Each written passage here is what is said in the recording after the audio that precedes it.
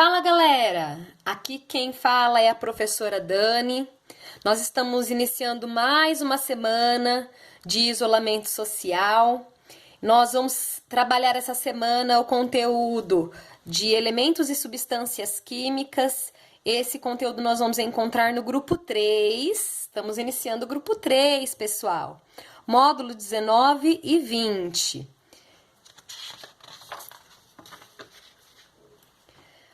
Então, nós vamos começar falando sobre propriedades da matéria, né? Vamos definir primeiramente o que é matéria. A matéria é qualquer substância que compõe um corpo. Essa matéria ela pode ser encontrada no estado sólido, no estado líquido ou no estado gasoso. Aqui, por exemplo, ao lado, você pode perceber, né, que tem um aparelho eletrônico. Nesse aparelho eletrônico, nós vamos encontrar diversos tipos de materiais. Por exemplo, plástico, nós vamos encontrar metais, pode ser encontrado às vezes também borracha. Cada tipo de matéria aqui vai ter uma matéria-prima diferente na sua composição. E a matéria, ela vai ter propriedades. Essas propriedades, elas podem ser classificadas como comuns, que nós chamamos também de propriedades gerais. Essas propriedades comuns ou gerais, elas são de toda a matéria. Não importa se ela está no estado sólido, no estado líquido ou no estado gasoso. A matéria, ela vai ter essas propriedades comuns, não importa qual matéria. Então, a primeira propriedade comum, a primeira propriedade geral é a massa. A massa é a quantidade de matéria que tem um determinado corpo. E nós utilizamos um instrumento chamado balança para verificar a quantidade de matéria que tem um determinado corpo. Então, quando você sobe em cima de uma balança, por exemplo, você vai estar verificando a quantidade de matéria que tem o seu corpo. Se você estiver, por exemplo, colocando uma mussarela em cima da balança, vai estar verificando a quantidade de matéria que tem aquela mussarela. Então, a massa é a quantidade de matéria e é diferente do peso. A massa e peso são diferentes. Peso é uma força de atração, a força da gravidade sendo exercida entre corpos que apresentam massa. Então, para nós verificarmos o peso, nós utilizamos um outro instrumento chamado dinamômetro. Sabendo dessa diferença entre massa e peso, agora vocês vão utilizar as palavras corretas. Por exemplo, ao acabar o isolamento social, você vai então passear na avenida lá com a sua mãe e você vai então falar: mãe, espera um pouquinho, espera que eu vou verificar a minha massa. Você vai lá então, sobe na balança e verifica a sua massa. Você não vai falar: mãe, vou pesar. Não, isso daí é errado. Falar que vai pesar é um conceito errado. Nós vamos então verificar a massa. E peso é diferente de massa, tá? Então eu coloquei aqui nesse slide um exemplo para você entender essa diferença. José subiu na balança e verificou que sua massa é 50 quilogramas. Então, a massa de 50 quilogramas. Dependendo daquilo que você for verificar a massa, você pode usar quilogramas, você pode usar gramas, você pode usar toneladas, pode utilizar miligramas, Então, são unidades de massa. Agora, o peso, que vai ser essa força da gravidade exercida entre os corpos que apresentam massa, vai ser dado pela massa vezes a aceleração da gravidade. P é o peso, o M é a massa e G é a aceleração da gravidade. Então, aqui eu coloquei a aceleração da gravidade em 3 corpos celestes. Na Terra, tem uma aceleração da gravidade de 9,8 metros por segundo ao quadrado. Na Lua, tem 1,6 metros por segundo ao quadrado. Não é gravidade zero na Lua, hein, gente? É 1,6 metros por segundo ao quadrado. É menor do que a gravidade da Terra. E Marte, que tem uma gravidade de 3,7 metros por segundo ao quadrado. Então, sabendo a gravidade desses 3 corpos celestes, A massa, a gente já sabe, do José, né? Qual que vai ser o peso do José, então, na Terra? O peso é a massa vezes a aceleração da gravidade. Então, o peso vai ser 490 newtons. Esse N aqui é de newtons. Na Lua, o peso de José, a massa dele continua sendo 50 quilogramas. Mas o peso, como a gravidade diminuiu, o peso dele vai ser 80 newtons. E em Marte? Em Marte, a massa dele continua sendo 50 quilogramas, só que o peso, devido ao valor da gravidade, vai ser 185 newtons. Então, gente, para você verificar a diferença, a massa de José não mudou. O que mudou foi o seu peso devido à aceleração da gravidade, que é diferente em cada local desses.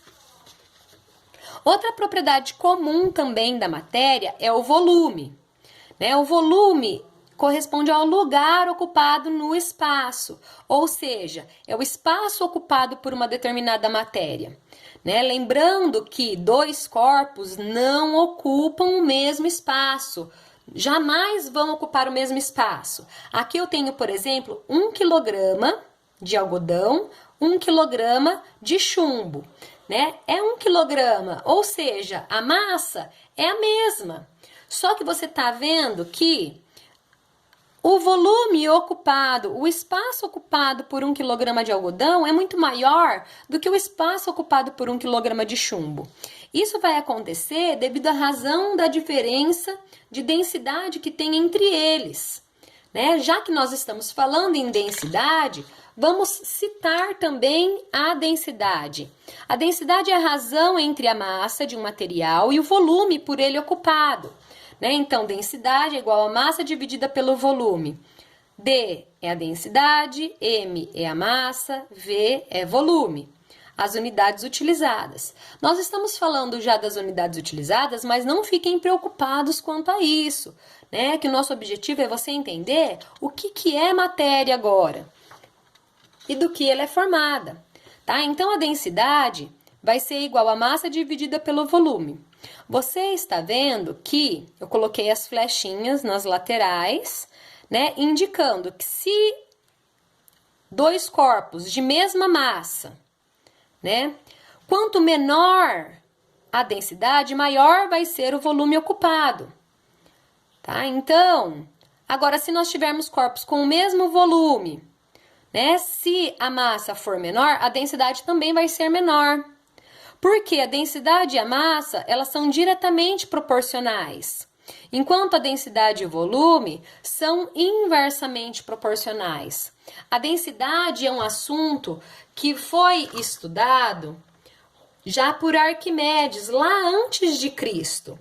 Então, Arquimedes, que é um matemático e astrônomo grego, né, conta a lenda que ele vivia lá numa cidade da Grécia Antiga, chamada Siracusa, e o rei de lá, chamado Hierão, né, ele queria mandar fazer uma coroa de ouro puro.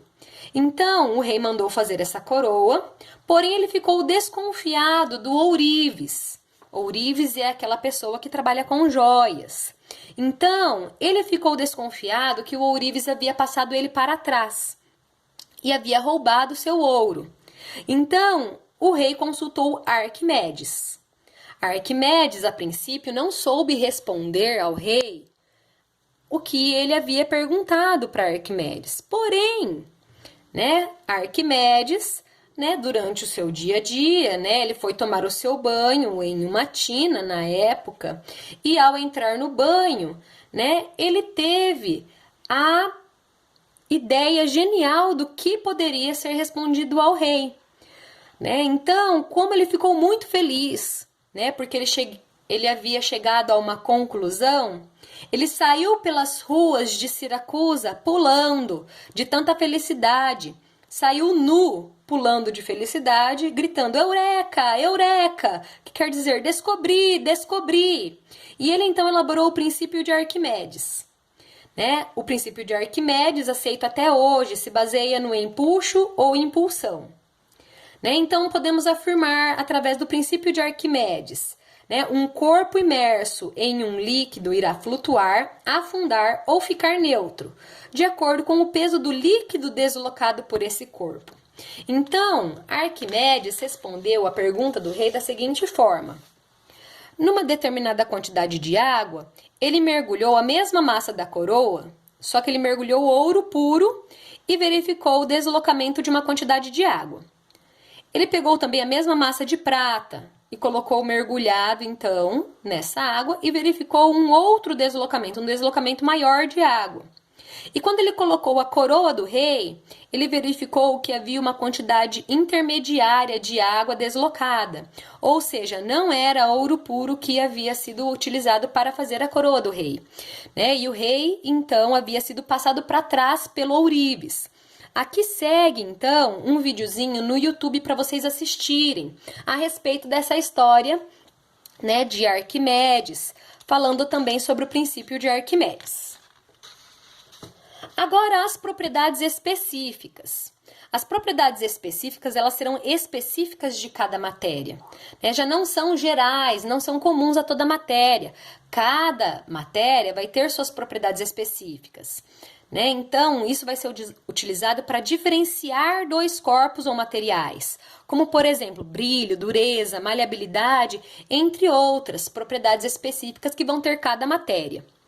Tá? Então, agora, definindo bem o que é matéria, toda matéria ela vai ser formada por elementos e por substâncias químicas, né? As substâncias químicas, então, elas são formadas por uma composição constante de elementos químicos, ou seja, as substâncias químicas são formadas por elementos químicos.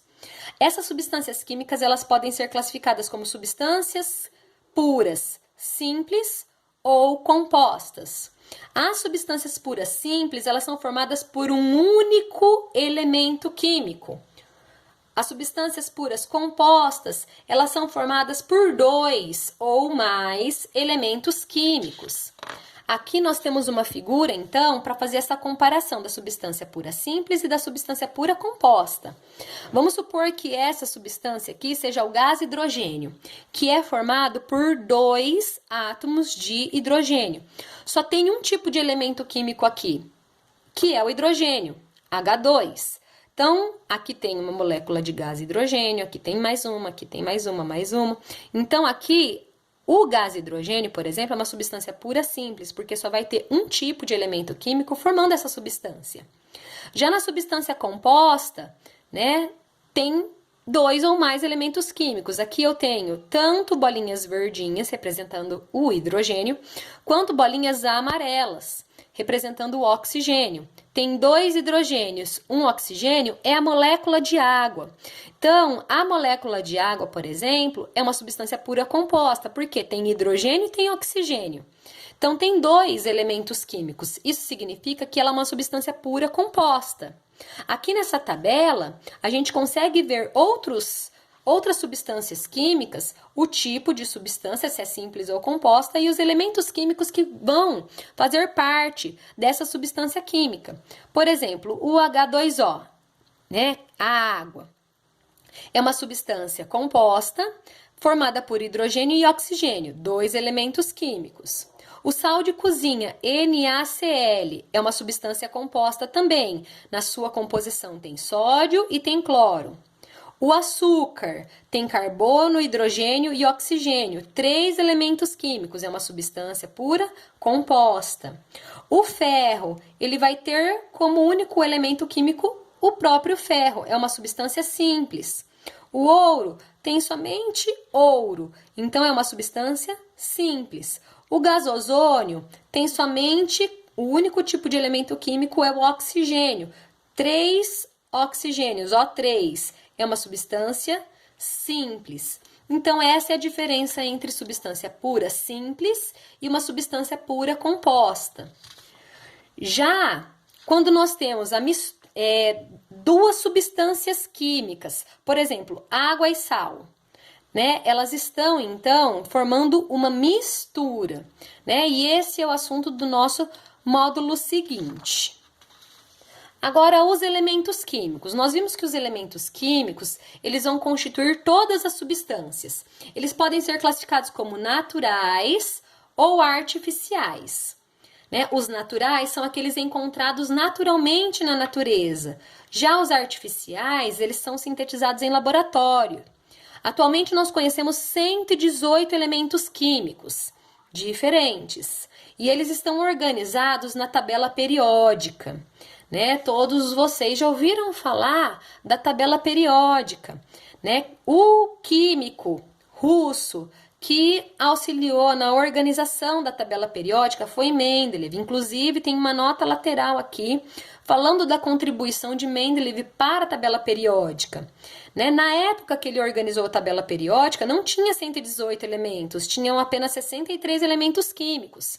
E ele escreveu esses elementos químicos em cartões e agrupou esses elementos químicos, agrupou esses cartões de acordo com as suas propriedades semelhantes. Então, ele organizou a tabela periódica, e na tabela periódica que ele organizou, ele deixou espaços em branco, para que depois ela fosse completada.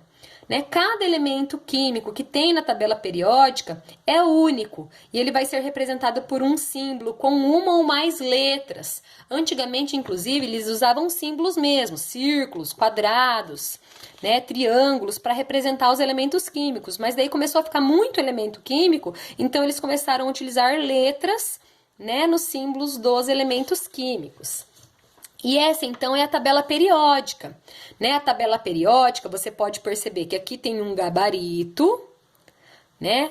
Identificando aqui as cores que nós encontramos na tabela periódica. Cada uma representa, né, alguma coisa que está aqui, ó, metais representativos, os metais de transição externos, né, os metais de transição interna. Então, cada cor representa algo. Né? Então, vocês podem perceber, aqui os símbolos podem ter uma letra, por exemplo, o hidrogênio, ou duas letras, por exemplo, o lítio. Tá? Então, a primeira, se tem só uma letra, letra maiúscula. Se tem duas letras, a primeira é maiúscula, a segunda é minúscula. Tá? Então, gente, estes são os elementos químicos que fazem parte da nossa tabela periódica. Tá? Então, nós terminamos o conteúdo da nossa videoaula, né? E vocês vão fazer as atividades e mandar, então, para esse e-mail, colocando no assunto nome, número e série, né? E eu tô com saudade de vocês, gente. Saudades, beijos. Até mais, o mais breve possível, eu espero. Tchau, tchau.